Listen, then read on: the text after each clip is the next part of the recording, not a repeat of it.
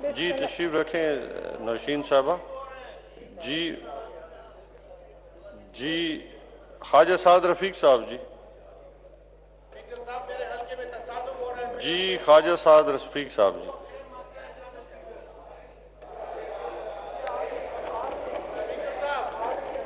امر ڈوگر صاحب دورانی صاحب ہے چونکہ آپ کے علم میں ہے کہ پوائنٹ آف آرڈر پہ بات نہیں ہو سکتی ڈیورنگ سیشن تو کائنڈلی ان کے ساتھ کوئی ایشو ہے تو وہ جی خواجہ سعد رفیق صاحب.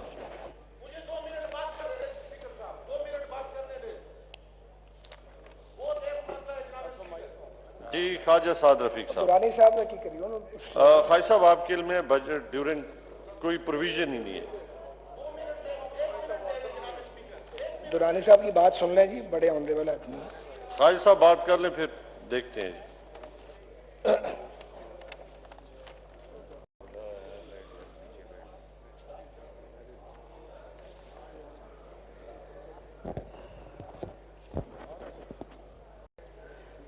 جی خواجہ صاحب. ڈوگر صاحب رکاوٹ بنے گا میرے اور آپ. جی ڈوگر صاحب پلیز. احمد ڈوگر صاحب ویسے بنتے نہیں ہوتے رکاوٹ, لیکن آج بن گئے. جی ڈوگر صاحب تشریف رکھیں. ممبر جو ہے وہ ڈسٹرب ہو رہے ہیں خواجہ صاحب. جی خواجہ صاحب سٹارٹ بسم کریں اللہ پلیز. الرحمن الرحیم. شکریہ جناب چیئرمین.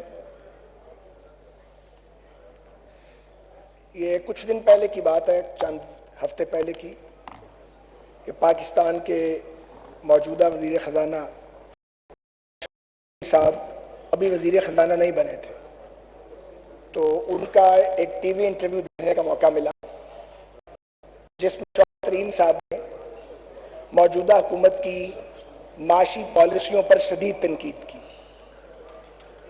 اور ان کے انٹرویو کا لب لباب یہ تھا کہ پی ٹی آئی کی حکومت نے پاکستانی معیشت کو طے پر لگا دیا ہے اور بہت نقصان ہوا ہے. مجھے بہت حیرت ہوئی کہ چند دن بعد جب وہ جشن انکار وزارت منانے کے بعد وزارت قبول کر کے وزیر خزانہ کے عہدے پر منتقل ہوئے تو انہوں نے معذرت کے ساتھ پی ٹی آئی کی فلاسفی کے مطابق یو ٹرن نہیں لیا بلکہ اباؤٹ ٹرن کر لیا, اور انہوں نے اسی معیشت کو اور اسی حکومت کی کارکردگی کو جس پر وہ چند دن پہلے تنقید تھے انہوں نے کہا کہ اس سے بہتر کام نہیں ہوا, اور یہ کہ بہت اچھا انہوں نے کام کیا, اور وہ بھول گئے کہ چند دن پہلے وہ معاشی پالیسیوں پر شدید تنقید کر رہے ہیں. میں نے سنا صاحب نے یہ بھی کسی جگہ کہا ہے کہ میں جھوٹ نہیں بولتا, وہ ٹھیک کہتے ہوں گے, وہ خود ہی وضاحت فرما دیں کہ ان کا کون سا بیان ٹھیک ہے. وزیر خزانہ بننے سے چند دن پہلے کا, وزیر خزانہ بننے کے فوراً بعد. حالات یہ ہیں حضور کہ ہم نے بڑے بڑے وزیر دیکھے, خود بھی وزارتیں کی ہیں, لیکن یقین کریں نابغہ اثر ہستیاں ہم نے نہیں دیکھی. یعنی ایک سینئر وزیر کھڑا ہو کے اگر ایوان میں کہے کہ کے پی کے میں نہ کوئی غریب ہے نہ کوئی کچا مکان, تو پھر ماتم کرنے کے حالات بن گئے ہیں. نوشہرہ سے آپ آ رہے ہیں اور آپ کو یہ نہیں پتا کہ نوشہرہ کے حالات کیا ہیں. ایک اور وزیر موصوفہ یہ فرماتی تھی کہ موسم بہت اچھا ہے کیونکہ عمران خان صاحب کی حکومت آ گئی ہے. ایک اور وزیر صاحبہ جو جوڈو کراٹے کی ماہر ہیں, انہوں نے کہا کہ اللہ کے فضل سے یہ سال کا پہلا حادثہ ہے جس میں 62 معصوم مسافر ہو گئے ہیں. لوگوں نے پیٹ لیا, یہ کس قسم کے لوگ ہیں. ایک اور صاحب وزیر ہوا کرتے تھے, شاید آج کل بھی وزیر ہیں, وہ بھاری بوٹ میز پہ رکھ کے ٹی وی میں ٹاک شو کرتے تھے اور فرماتے تھے کہ نوکریوں کی بارش ہونے والی ہے. وہ لوگوں کی نوکریاں چلی گئی ہیں, بارش تو خیر ہوئی کہیں نہیں ہے. ایک اور وزیر صاحب ہیں, میرے چھوٹے بھائیوں کی طرح ہیں. میں خوش قسمت تھا, اس دن وہ بیٹ سین دیکھنے کے لیے موجود نہیں تھا. وہ اس ٹیبل پہ چڑھ کے اسی بجٹ بک کو اپوزیشن کو مار رہے تھے جو بجٹ آپ نے پیش کیا. یہ آپ کے وزراء کے حالات ہیں. ایک اور معاون خصوصی ہیں جنہوں نے گالیاں دینے میں بڑی مہارت حاصل کی ہے, بلکہ پی ایچ ڈی کی ڈگری ان کو دے دی گئی ہے اس دن کے بعد. انہوں نے کہا ہے کہ ایٹمی پروگرام کو ہی رول بیک کر دینا چاہیے اگر انڈو پاک بات ہو جائے. یعنی اس کا مطلب یہ ہے کہ اگر انڈیا سے ہمارا معاملہ طے ہو جائے تو پھر نیوکلیئر کی ضرورت. ایک اور وزیر ہیں, اچھے خاصے وہ سیاسی کارکن تھے, وہ جب سے وزیر ہوئے ہیں وہ سائنسدان بننے کی کوشش کر رہے ہیں. کبھی وہ ارشمیدس بنتے ہیں, کبھی وہ آئنسٹائن کا بت ڈالتے ہیں, کبھی وہ رویت حلال کمیٹی کا رول زیوم کر لیتے ہیں. سمجھ نہیں آئی کہ کیا ہوا ہے. بعض لوگ اچھے خاصے تھے مگر حکومت میں آنے کے بعد اور وزراء بننے کے بعد ٹوٹل بیلنس لوز کر گئے. وزیر اعظم صاحب کا میں ذکر کروں تو مجھے ڈر لگتا ہے وہ ناراض ہو جاتے ہیں. ناراض ہو جائیں تو آپ کو جیل جانا پڑتا ہے. چلے جیل بھی چلے جائیں پھر آپ کے پروٹیکشن آرڈر نہیں ہونے دیتے, اور اگر آپ کے پروٹیکشن آرڈر ہو جائیں تو پھر وزیر اعظم سے نادر شاہی حکم آتا وزیر اعظم ہاؤس سے, اس کو ابھی لاہور کی جیل میں بھیجو, ہم رات کے 2 بجے یہاں سے جاتے رہیں اور صبح 6 بجے واپس آتے رہیں. بہرحال آپ کا دور ہے, آپ کو لایا گیا ہے, آپ کو اقتدار سنگھاسن پہ بٹھایا گیا ہے, تو آپ اپنا آپ تو دکھائیں گے اور آپ دکھا رہے ہیں. جناب والا, گزارش یہ ہے کہ جب اس ایوان کی ابتدا ہوئی, میں ذاتی طور پہ یہ میرا ذاتی موقف ہے, میں سمجھتا ہوں ہمیں مولانا فضل الرحمان کی بات ماننی چاہیے تھی, اور اس الیکشن کو جو جعلی الیکشن تھا جس کے اعداد و شمار مسلط کیے گئے تھے, اس پہ ہمیں اوتھ لینے نہیں آنا چاہیے تھا. یہ میری ذاتی رائے ہے. سیاست میں غلطیاں بھی ہوتی ہیں, بہرحال وہ اوتھ نہ لیا ہوتا تو شاید یہ دن نہ دیکھنا پڑتا. بہرحال ہم آ گئے کہ انتشار نہ پھیلے, جھگڑا نہ ہو. جھگڑا پھیل گیا تو پاکستان افورڈ نہیں کرتا, یہ بھی ایک نقطہ نظر تھا. ہم آ گئے, لیکن آپ کو ہمارا آنا یا گوارا نہیں ہوا. ہم نے آپ کے 37-38 لوگوں کو برداشت کیا. ہم آپ کے استعفے ڈی چوک سے اٹھا کے لائے, سینے سے لگائے اور آپ کو پیش کر دیے. کے پی میں آپ کی حکومت نہیں بن سکتی تھی, آپ سمپل میجورٹی نہیں رکھتے تھے. ہم نے پھر مولانا فضل الرحمان صاحب کی بات نہ مانی اس وقت, اور آپ کی حکومت بننے دی. آپ نے ایک دن بھی اس کی نہ شکر گزاری کی نہ اس حکومت, وہ حکومت آپ نے استعمال کی. یہ پاکستان کا ماضی ہے. اب بات یہ ہے کہ جب یہ ایوان شروع ہوا تو قائد حزب اختلاف نے کہا کہ ہم چارٹر آف اکانومی ہمیں کر لینا چاہیے. آپ نے اس کا تماشا بنایا اور مذاق اڑایا اور کہا یہ تو این آر او مانگتے ہیں. جو ڈھنگ کی بات آپ کو کی گئی, فیٹ آف پہ آپ کو کوئی مشورہ دیا, آپ نے وہاں جو باتیں کمرے میں ہوئی پاکستان کے انٹرسٹ میں, ان کو آپ نے مسخ کر کے آپ کے وزراء نے جا کے ٹی وی پہ پیش کیا, اور موٹیویشن ایک ہی آدمی کی ہے. اگر کوئی عقل کی بات وزراء کی طرف سے کہہ بھی دیتا ہے, بعض لوگ ہیں جو دانش کی بات کرتے ہیں, اس کو سنا نہیں جاتا, اس کو رگیدا جاتا ہے, اس کو ڈیویلیو کیا جاتا ہے. خیر یہ آپ کا مسئلہ ہے. لیکن میں ایک بات بتا دوں سر, کوئی قوم معاشی خود مختاری کے بغیر, معاشی خود انحصاری کے بغیر آزادی حاصل نہیں کر سکتی. جب تک ہم معاشی طور پہ غلام رہیں گے سپر پاورز کے, ہم کشکول لے کے دنیا میں پھرتے رہیں گے, حکومت کسی کی بھی ہو, ہم نہ خود مختار قوم کے طور پہ سامنے آئیں گے, نہ ایک آزاد قوم کے طور پہ سر اٹھا کر اپنی پالیسیاں بنا سکیں گے. یہی سچ ہے. یہ سچ ماضی میں بھی تھا, یہ سچ آج بھی. لیکن معاشی عدم استحکام کب پیدا ہوتا ہے؟ یہ اس وقت پیدا ہوتا ہے جب ہمیں پاپولر لیڈر جو ہیں ان سے نفرت ہونے لگتی ہے. یہ اس وقت پیدا ہوتا ہے جب ہم کسی کو زیادہ پاپولر ہوتے برداشت نہیں کرتے. وہ ذوالفقار علی بھٹو ہوں, وہ بے نظیر بھٹو ہوں شہید ہوں, وہ میاں محمد نواز شریف ہوں, یا عمران خان صاحب جن کی ابھی باری نہیں آئی, خدا کرے وہ اس سے محفوظ رہ نہیں سکتے. جو اس ملک میں 18 وزراء اعظم کے ساتھ ہوا ہے وہی انہی کے ساتھ ہوگا.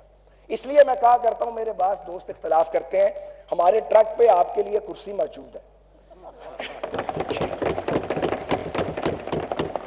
تو گزارش ہے کہ پاکستان کے ساتھ اس بار تو بڑا ہی ہاتھ ہوا ہے. نئے پاکستان کے نام پر ایسے ایسے خواب دکھائے گئے, ایسی ایسی باتیں کی گئی. گورنر ہاؤس یونیورسٹیز بن جائیں گے, وزیر اعظم 2 ملازموں کے ساتھ رہے گا. یہ میں نے نہیں کہا, آپ کے دعوے تھے.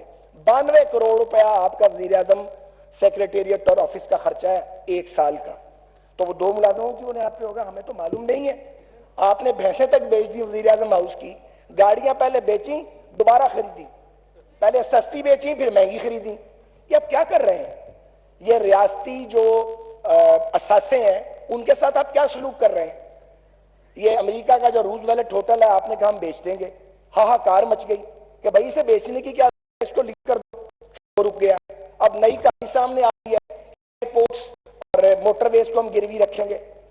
یا جو لوگ ایئرپورٹس بناتے ہیں, موٹر ویز بناتے ہیں, وہ تو ہوئے مجرم. اور گروی رکھتے ہیں ان کو کیا کہا جائے؟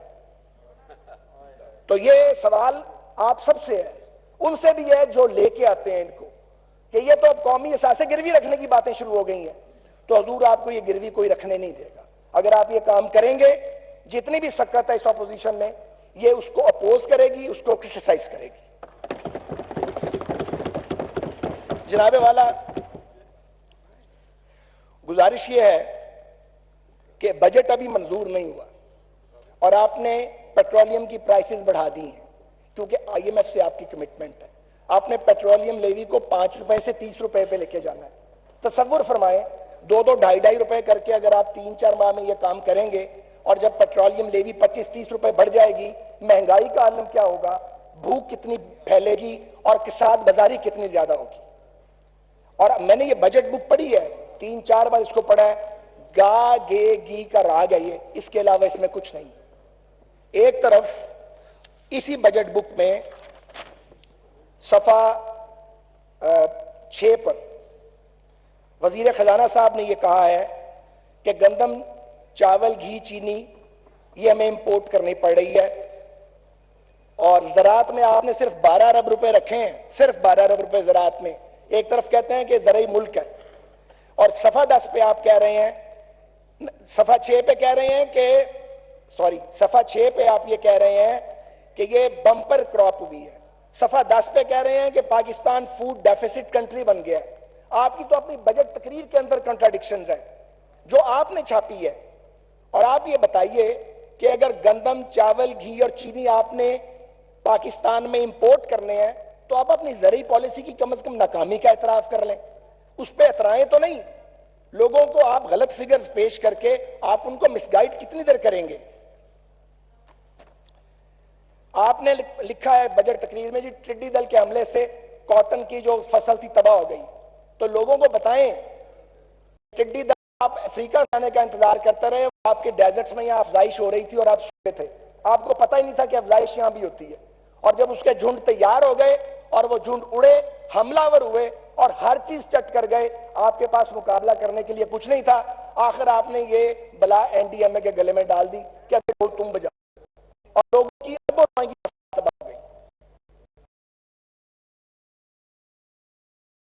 آپ نے بجٹ تقریر کے صفحات پہ یہ دعویٰ کیا ہے کہ کسان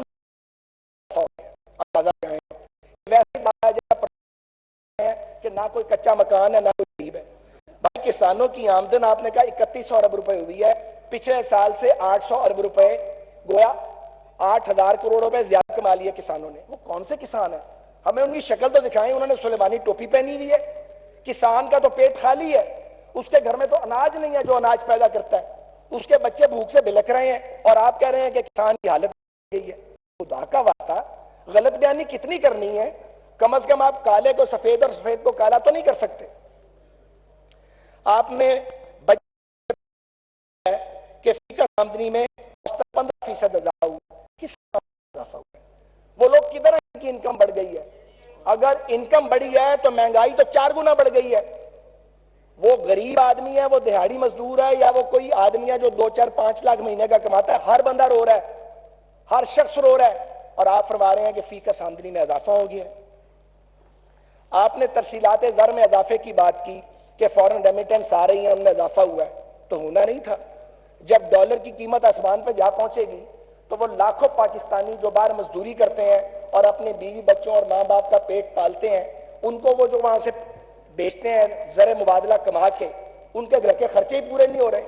سو جو بیرون ملک پاکستانی ہیں، جن کے آپ بہت ہمدرد بنتے ہیں اور جو پیسے کما کے پاکستان بھیجتے ہیں، انہوں نے اپنی بیلٹ ٹائٹ کی ہے اور محنت زیادہ کی ہے اور زیادہ پیسے بھیجے ہیں تاکہ ان کے گھر کا بجٹ تو چلے، ان کے اخراجات تو پورے ہوں، اور آپ اس کا کریڈٹ لے رہے ہیں۔ جو آپ کا ڈسکریڈٹ ہے اسے آپ کہتے ہیں کہ ہمارا کریڈٹ ہے۔ تو جی گزارش یہ ہے کہ ریلوے پر میں ضرور بات کرنا چاہتا ہوں، کاش کے سابق وزیر ریلوے یہاں موجود ہوتے، جنہیں الزام لگانے کے علاوہ کوئی کام نہیں آتا اور بیڑا غرق کر دیا اس شخص نے پاکستان ریلویز کا۔ میں یہ بات سواتی صاحب کے بارے میں نہیں کر رہا، سواتی صاحب کے ہاتھ سرا نہیں آ رہا، لیکن جس نے کباڑا کیا ہے، یعنی آپ دیکھیں ایک آدمی روز فائل بغل میں ڈال کے نیب کے دفتر جاتا تھا کہ کسی طرح اس پہ کوئی مقدمہ بنے، پھر بھی کامیاب نہیں ہو سکے. مجھے جب یہ محکمہ ملا تھا نون لیگ کو 18 ارب روپے سالانہ ارن کرتا تھا، منافع کی بات نہیں کر رہا، ارن کرتا تھا. جب ہم نے چھوڑا 50 ارب سالانہ پہ ہماری ارننگ تھی. ہمیں جب خسارہ ملا تو وہ 32 ارب تھا، جب چھوڑا تو وہ 37 ارب تھا. انکم میں 32 ارب کا اضافہ ہوا، خسارے میں 5 ارب کا. آج آپ کی انکم وہی 50 ارب کے گرد گھوم رہی ہے 3 سال بعد، اور آپ کا خسارہ 60 ارب روپے کو چھو رہا ہے. آپ نے بیڑا غرق کر دیا اس 5 سال کی محنت کا اور اس ٹرن اراؤنڈ کا جو کیا گیا تھا. آپ اندازہ لگائیے کہ جو پی ایس ٹی پی ہے، جو اینول ڈیولپمنٹ پروگرام ہے، جو پیسے دیتی ہے وفاقی حکومت ریلوے کو، آپ نے 3 سال میں تقریباً 60 ارب روپے دیے جو نہیں ہوئے. ہم کو دیے. آپ کو میں بتاؤں کہ ہم نے جو نئے ریلوے اسٹیشن بنائے جن کی بعض لوگوں کو بہت تکلیف ہے، ان میں کمرشل ایریا ہے، ان کمرشل ایریا صرف لیز کرنا تھا. آپ نے ان ریلوے اسٹیشنز میں کسی ایک کمرشل ایریا کی 3 سال میں ایک دکان لیز نہیں کی. 300 کروڑ روپے لگائے کہ ہم نے بنائی تھی سبی ہرنائی لائن، 300 کروڑ روپے پاکستان کا. پوچھے بلوچستان والوں سے، وہ بن چکی ہے، آپ ٹرین نہیں چلا رہے 3 سال سے. 7 ارب روپے آپ بہاول نگر سماسٹا سیکشن پہ لگا رہے ہیں. کیوں؟ ایکسیڈنٹ ہو رہا ہے ایم ایل 1 پہ روز، ایم ایل 2 پہ کام ٹھیک نہیں ہو رہا. آپ مین لائنز کو چھوڑ کے ایک برانچ لائن پہ 700 کروڑ روپے لگا رہے ہیں. کس کے کہنے پہ؟ مجھے پتا آپ کس کے کہنے پہ لگا رہے ہیں. ترجیحات ہے. آپ قومی خزانے کا غلط استعمال کیسے کر سکتے ہیں؟ رائل پام کلب جو قبضہ تھا، ساری جنگ ہم نے لڑی، الحمدللہ سپریم کورٹ سے وہ جنگ جیت گئی. اور ایک وزیر صاحب وزیر اعظم کو لڈو کھلا رہے تھے، مجھے کوئی اعتراض نہیں ہے، لڈو ضرور کھلاتے. بھائی آج 2 سال ہو گئے ہیں. وہ رائل پام کلب آپ نے اس کی انٹرنیشنل بڈ کرنی تھی، کسی کو دینا تھا تاکہ وہاں سے کوئی 40 50 60 کروڑ سال کا ریلویز کو آتا. 40 روپے نہیں آ رہے. آپ ایک دکان لیز کرنے کی قابلیت نہیں رکھتے. ایک کلب آپ جو ہے وہ بڈ کر کے کسی کمپنی کو آپ دے نہیں سکتے. آپ بنی بنائی ریلوے لائن جو نئی بنائی ہے، آپ کہتے ہیں ہم نے بڑا کام کیا. پنکچویلٹی آپ نے برباد کر کے رکھ دی ہے. اور تو اور مسافر کوچز آپ کی شارٹ ہیں. چیئرمین صاحب مسکرا رہے ہیں، یہ بھی ریلوے کی اسٹینڈنگ کمیٹی کے ممبر ہیں، کافی انہیں پتہ ہے. فریٹ ویگنز آپ کی خراب ہیں. اور ایک اور الزام لگایا گیا جی یہ لوکوموٹیو زیادہ خریدے تھے. سنیں ذرا، ٹوٹل لوکوز 461 ہیں. ان میں وہ 69 لوکوز بھی شامل ہیں جو جنرل جاوید اشرف قاضی لے کے کباڑ خانے میں کھڑے کر گئے. انہیں تو آج تک نہیں کسی نے بلایا. جو ملک چلاتے ہیں، ملک کو سرو کرتے ہیں، ان کو گھسیٹتے ہو، ان کو 1.5 جٹواتے ہو. اور جو لوگوز ہم لے کے آئے ہیں ان پہ جو انویسٹمنٹ ہوئی تھی ان سے دگنی ارننگ وہ ریونیو کما کے دے چکے ہیں اس کو، پاکستان ریلویز کو. ہم تو جیلیں کاٹ کے آئے. اور جو وہ لوکوز جو ناکارہ سکریپ لے کے آئے ہیں ان کو کوئی بلانے والا، انہیں کوئی کال اپ نوٹس نہیں جاتا. ضرورت ہے کسی کی انہیں کال اپ نوٹس بھیجے؟ عائشہ وائنڈر پلیز. سر مجھے بات تو میری پارٹی کا ٹائم ہے پورا کرنے دیں. تو گزارش یہ ہے کہ ٹائم جو ہے نا وہ پارٹی کنزیوم کر گئی ہے. ہم نے جناب آپ کو 142 کے قریب نئے لوکوموٹیو دیے تھے، جن میں 24 اوور ہالڈ لوکوموٹیو تھے 5 سال میں. آپ نے ایک لوکوموٹیو 3 سال میں نہ اوور ہال کیا نہ نیا ایڈ کیا. اور آپ کے جو اوور ایج لوکوموٹیوز ہیں وہ ان کی تعداد 234 ہے. ابھی 234 لوکو ہیں جو اوور ہو چکے ہیں. اور آپ الزام لگاتے ہیں کہ ہم زیادہ لوکوز لے کے آ گئے ہیں. تو ریلوے میں ایم ایل 1 پہ، ایم ایل 1 جی ہم نے بڑا کام کیا ہے. ارے بھائی فریم ورک ایگریمنٹ ہم نے کیا، پریلیمنری ڈیزائن ہم بنا گئے، اس کے لیے ایس پی وی ہم نے بنایا. آپ نے کیا کیا؟ آتے ہی آپ نے وہ جو ایک اسپیشل یونٹ تھا کو توڑ دیا. اب تک 3 سال میں ایم ایل 1 کا فیز 1 مکمل ہونا تھا اور 160 پہ ٹرین فیز 1 میں چلنی تھی. ابھی آن گراؤنڈ کام شروع نہیں ہوا. ابھی آپ نے لون نیگوشیٹ نہیں کیا، ابھی آپ نے ریٹ طے نہیں کیے، آپ نے ایم ایل 1 پہ کچھ نہیں کیا، اور آپ قوم سے مسلسل غلط بیانی کرتے ہیں. تو گزارش یہ ہے، اس پہ الگ بات کر لیں گے کسی وقت. میں بہت لمبی بات نہیں کرنا چاہتا، مگر میری گزارش یہ ہے کوئی ایسا بجٹ جس سے لوگوں کی بھوک کم نہ ہو، غربت کم نہ ہو، بے روزگاری بڑھ جائے، کساد بازاری بڑھ جائے، اسے کامیاب نہیں ناکام بجٹ ہی کہا جائے گا. دوسری گزارش یہ ہے، آپ کے پاس 2 برس رہ گئے. آپ نے وزیر اعظم صاحب نے کہا جی کہ اپوزیشن فوج کو اکساتی ہے. بتاؤ بھائی, فوج پہ کس افسر کو کس سیاستدان نے اکسایا کہ آپ کی حکومت ختم کی جائے؟ ہم نہیں اکساتے, نہ ہم نے اکسانا ہے. ہم اپوز کریں گے آپ کو, کرٹیسائز کریں گے آپ کو, دھرنا دے کے آپ کی حکومت نہیں گرائیں گے, کیونکہ دھرنے دے کے جب حکومتیں گرائی جاتی ہیں تو پھر اگلی حکومت بھی دھرنے سے گرتی ہے. آپ اس خوف سے نکل جائیں باہر, لیکن آپ کچھ کر کے دکھائیے. آپ پاکستان کی ریاست کا مذاق بنا دیا. آپ جہانگیر ترین کے لیے علی ظفر ایڈوکیٹ محتسب ہے, ہماری محتسب نیب ہے. آپ کے 2 وزراء پکڑے جائیں 90 دن میں باہر آئے, ہم 1.5 سال باہر نہ آئے. آپ جا کے کوشش کریں کہ ہماری ضمانت کینسل کروائیں. ہم آپ کے ساتھ یہ نہیں کریں گے, میں اس پہ بالکل کلیئر ہوں, کیونکہ کہیں انتقام کا سلسلہ رکنا چاہیے. مگر آپ نے بھی کہیں رکنا یا نہیں رکنا؟ آپ نے یہ ملک چلانا یا یہ تماشا لگانا ہے؟ یہاں پہ پاکستان خطرات میں گھرا ہے. میں آپ سے درخواست کرتا ہوں کہ اس ملک کے لیے سوچیں, کوئی سیاست سے اوپر اٹھ کے سوچا جائے. میں چیئرمین صاحب ٹاک شوز میں نہیں جاتا, اس لیے نہیں جاتا کہ میں تنگ آ چکا ہوں. میں سمجھتا ہوں ہمارا سب کا حال تقریباً یہ ہے, اپنے اپنے گروہوں کے لیے اور اپنے اپنے ونگز کے لیے ہم جھوٹ بولنے کی آخری حد تک چلے جاتے ہیں, اور اپنی قبر ہمیں یاد نہیں ہے. کوئی ضرورت نہیں ہے جھوٹ بولنے کی, کسی کی سیاست میں کوئی کمی واقعہ نہیں ہوتی. مہربانی کریں آپ ایک نیشنل ہارمنی کی بات کریں. اب چھوڑ دیں رٹ کرپشن کی, یہ چورن نہیں بکنے والا. اب تو عدالتیں بھی جاگ چکی ہیں اور عدالتیں فیصلے دے رہی ہیں.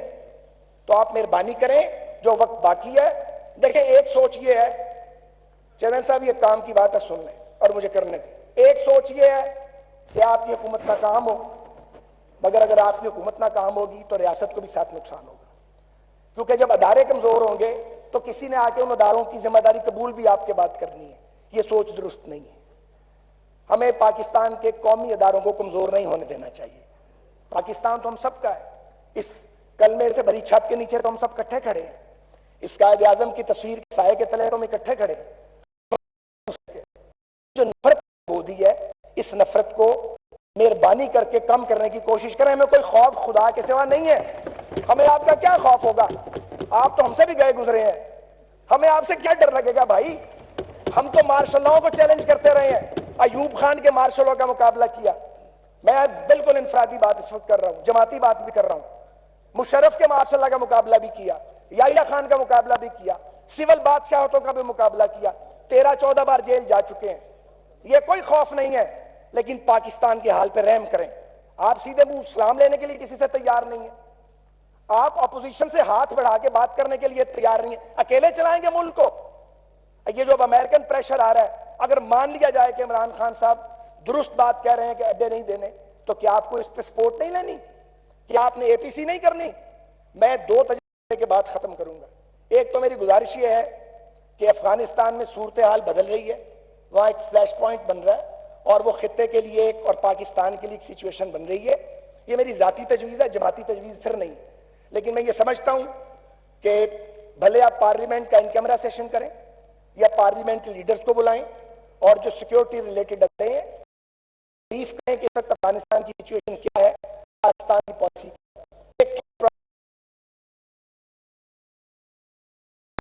خدا کا واسطہ سنجیدگی ہمیں اختیار کرنی چاہیے. 22 کروڑ لوگوں کی زندگیوں کا معاملہ ہے. ہم ایک نیوکلیئر سٹیٹ ہے, روٹی کھانے کے لیے ہمارے پاس نہیں ہے. پاکستان کے دشمن اس نیوکلیئر ویپن کو ہم سے لینا چاہتے ہیں. ملک دنیا میں سازشیں ہو رہی ہیں, ہمیں ایک دوسرے کا گریبان پھاڑنے میں مصروف ہے. مہربانی کریں, کافی ہو گئی ہے.